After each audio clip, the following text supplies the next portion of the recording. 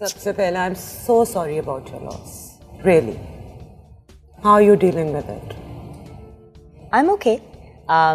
जैसे कि आप जानते हो, this is not my first miscarriage. पहली मिसकैरेज पे तो मेरी और आपकी फ़ोन पे बड़ी लंबी बात हुई थी एंड आपने मुझे बहुत तसल्ली भी दी थी। और इस बार ऑब्वियसली जब भी फिर एक दफ़ा मिसकैरेज हो जाए तो इंसान घबराया हुआ ही रहता है कि फिर से ना हो जाए। But I was also quite happy and Babli and मैं अपना काम भी कर रही थी, मॉर्निंग शो भी, बाकी सब चीज़ें भी कर रही थी, बट मतलब बहुत ध्यान से और बहुत एहतियात से। मिसकैरेज से तो जो मैं हिली, लेकिन उसके बाद जो कमेंट्स आए, आई थिंक उन्होंने मुझे बहुत ज़्यादा अपसेट किया। That is why you shared your feelings on YouTube और अपने शो में। वो मैंने फैट शेमिंग से रिलेटेड की। वो तो प्रेगनेंसी के दौरान भी लोग कमेंट कर रहे थे कि लग रहा है आपको लाहौर की हवा लग गई है। तो मैंने कहा मतलब मोटी हो गई हैं? फिर लोग जो उनको टर्म्स आते हैं, तेरा फैटी सी हो गई हैं। मैंने कहा फैटी सी हो गई? फैटी लिवर तो सुना था, फैटी इंसान नहीं सुना था। बट एंड हेल्दी जो एक इतना खूबसूरत वर्ड है, उसको अब इतना नेगेटिव बना दिया गया है ये कह के कि वो बड़ी हेल्दी हो गई है। बात सिर्फ इतनी है कि देखें, किसी को भी अच्छा नहीं लगता कि उनके वेट के ऊपर कमेंट किया जाए। अगर कोई अंडर वेट है उसको भी नहीं पसंद, कोई ओवर वेट है उसको भी नहीं पसंद, कोई एवरेज वेट का भी है तो वो भी ये नहीं सुनना चाहता कि थोड़ा वजन कम कर लो, थोड़ा बढ़ा लो। मेरा तो ख्याल है सबको पता होता है उसके, अगर वो मोटा है तो उसको पता होता है, वो बहुत पतला है वो भी उसको पता होता है, बताने की जरूरत क्या होती है? तो यही वाली बात है ना, हम एज ए सोसाइटी बहुत ज्यादा साउथ एशिया में, नॉट जस्ट पाकिस्तान में, पूरे साउथ एशिया में हमें आदत है लोगों का मुंह रगड़ने में रियलिटी के अंदर, और ऐसी रियलिटी जो नजर आ रही होती है। यार मुझे जो कमेंट्स बहुत ज्यादा चुभे मिसकैरेज से रिलेटेड, वो ये था कि मुझे बहुत से लोगों ने, बल्कि कुछ दिन पहले ही, मुझे नाम नहीं लेना चाहती बिकॉज हर किसी की अपनी रिस्पेक्ट है और कोई भी इंसान मेरे नहीं ख्याल से कि बदनीयती से बात करता है। कभी कभी हम इन कंसिडरेशन में विदाउट रियलाइजिंग कह देते हैं।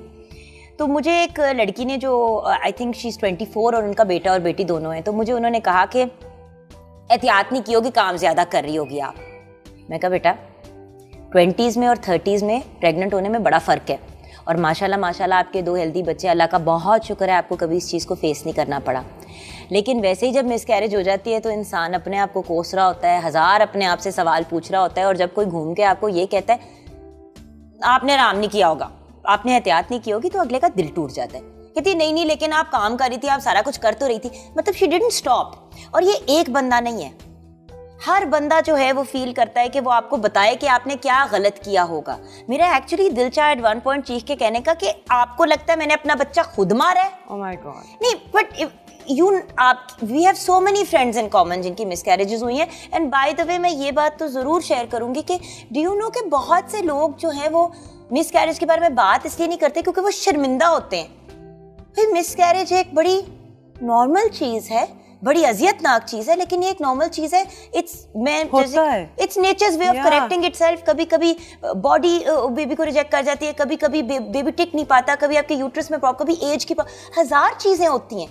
लेकिन किसी को ये महसूस कराना कि it must be there your fault, मतलब इनडायरेक्टली तो यही बात होती है ना। आई नो, काम छोड़ देती। अच्छा, अब मैं, मेरे जैसा बंदा जो इज सो हाइपर, आप सोच सकते हो आप जैसा बंदा who's a relaxed, chill, you're a happy hyper person but you're a very even tempered, very chill person. I was working till the night, मतलब जब अगले दिन नूरे जहां जब डिलीवर हुई हैं, मैं उससे एक रात पहले तक एडिटिंग कर रही थी। Exactly. And that's the way we are. मैं ऑन एयर थी 27th of December जब हसन पैदा हुए, मैं ऑन एयर थी।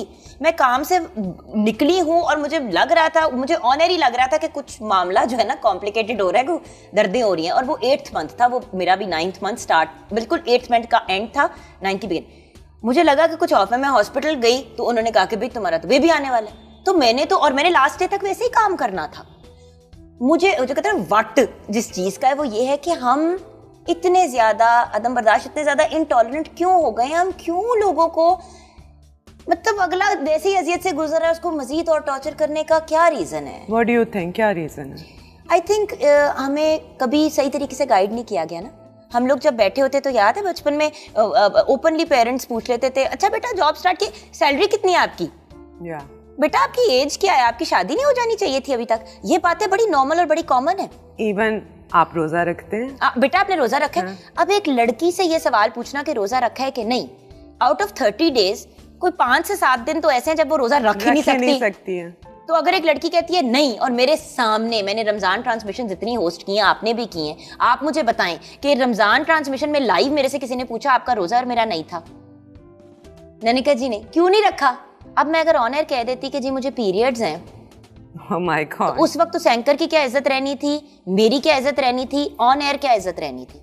बात सिर्फ इतनी है कि हम तो पीरियड्स, प्रेगनेंसी, मिसकैरेज, इन चीजों पे बात ही नहीं करते, जिसकी वजह से हम एक मेंटल फ्रस्ट्रेशन क्रिएट करते हैं सोसाइटी में। हम अभी तक पैड से कंफर्टेबल नहीं हो सके। भाई एक बच्ची को रिसेंटली स्कूल में एक मेल टीचर ने शदीद जलील किया। ये एक एक्चुअल न्यूज़ स्टोरी है। एक लड़की को पीरियड्स हुए, वो उसके पहली दफ़ा था शायद, तो उसको नहीं पता था, तो पीछे से उसके स्टेन था, उसको उसके मेल टीचर ने जलील किया in front of the whole school. आप सोचें कि वो बच्ची कितनी ट्रॉमेटाइज होगी। ऑलरेडी एक ऐसी चीज़ जिसके बारे में बच्चों को कन्फ्यूजन होती है, और ज़्यादातर पेरेंट्स बताते नहीं हैं, माँ नहीं डिस्कस करती, वो कहती हैं कि यार जब होगा तो बता देंगे। ऑकवर्ड कॉन्वर्सेशन है, जैसे अगर बच्चा पूछे कि मामा व्हाट इज सेक्स, तो हम जरा कच्चे हो जाते हैं कि अब। But I think it's about time कि हमें इस ऑकवर्डनेस को ख़त्म कर देना चाहिए, बिकॉज ये बहुत ज़रूरी है। अभी जो कसूर में वाक़यात हो रहे हैं, एक के बाद एक हो रहे हैं, और अभी भी जो हैं ये केसेस, ये फुली रिपोर्टेड केसेस नहीं हैं। I am sure about that. 51% लड़कियां, 49% लड़के। और जुगन, ये तो वो केसेस हैं जिसमें बच्चे खुदा ना खास्ता मर जाते हैं या बहुत तकलीफ में चले जाते हैं। बहुत सारे ऐसे केसेस हैं जिनमें पता भी नहीं चलता और बच्चे मोलेस्ट हो रहे होते हैं, या पता चलता है और माँ बाप इस डर से और इस शर्मिंदगी से कि उनका तमाशा बना दिया जाएगा और हमारे बाकी बच्चों का क्या होगा। देखिए ज़ैनब का जो केस हुआ, उस केस में मीडिया की कुछ ये फॉल्ट जरूर थी कि उस बच्ची की तस्वीर इतनी चलाई, भैया आप ब्लर करके चला दें। आप क्रिमिनल की शक्ल ब्लर करके चलाते हैं और जो विक्टिम होता है उसको पब्लिकली आप एक उसका तमाशा बना देते हैं। मैंने भी रिसेंटली अपने प्रोग्राम पे जुगन एट 9 पे ये शो किया, और हमने विक्टिम्स को नहीं बुलाया, क्योंकि ऐसे केस में जब आप विक्टिम्स को बुलाते हैं जो खुद पब्लिक में नहीं आना चाहते, तो फिर आप उनको जिच करते हैं। देखिए एज मीडिया हमारी भी तो कुछ रिस्पॉन्सिबिलिटी है, इफ़त उमर की एक रिस्पॉन्सिबिलिटी है, जुगन काज़म की एक जिम्मेदारी है, चैनल्स की रिस्पॉन्सिबिलिटी है, लेकिन हम इसका नहीं ख्याल करते। सिर्फ रेटिंग और टीआरपीस की गेम है, इसीलिए तो अब यूट्यूब की तरफ हम सब मुड़े। नोट किया था कि कितने प्लेस बनना शुरू हो गए थे इस टॉपिक के ऊपर, और बच्चों के उडारी जब बना तो इतना ज्यादा क्रिटिसिज्म आया। मेरी एहसन खान से फोन पे बात हुई थी जिस दिन हमने ये कसूर वाले इशू पे बात की, एंड मुझे यही बात ऐसे नहीं की कि सारों ने उस पर तनकीद की, हर किसी से ने नेगेटिव क्रिटिसिज्म दिया, but then what happened after that?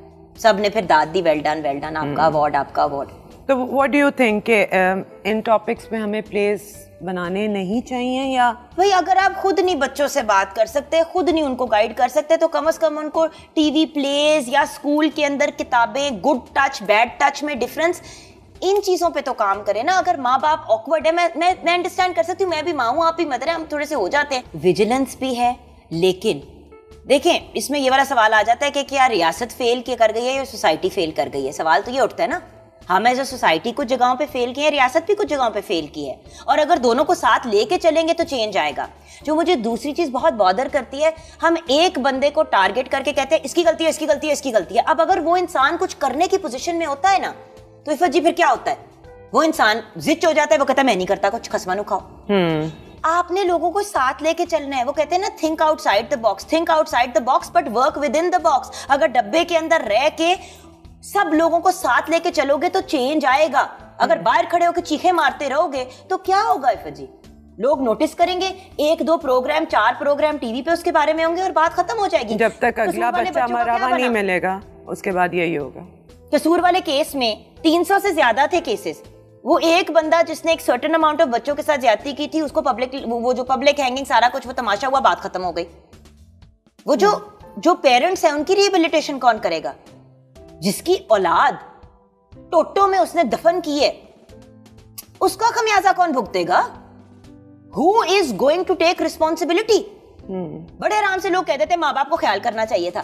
भाई जिस घर में 15,000 रुपए सैलरी है दीदी, और दूसरे मतलब, और चलो माँ और बाप दोनों काम कर रहे हैं ताकि बच्चों के मुस्तकबिल को सिक्योर कर सकें, वो क्या करें? नौकरियां छोड़ के घर बैठ के बच्चों पे के पैरे दें? तो फिर क्या कर सकते हैं? ये जानवर तो इंसान के अंदर कहीं कभी किसी वक्त भी आ सकता है। बट जानवर भी ऐसे नहीं करते। बात तो ये तो जानवर भी ऐसे नहीं करते, ये तो कोई और ही मखलूक है। पर ये है मखलूक, और उससे ज्यादा है जितना हम मानने को तैयार हैं, उससे बहुत ज्यादा है। बट दैट्स द पॉइंट, अगर हम कलेक्टिवली काम करेंगे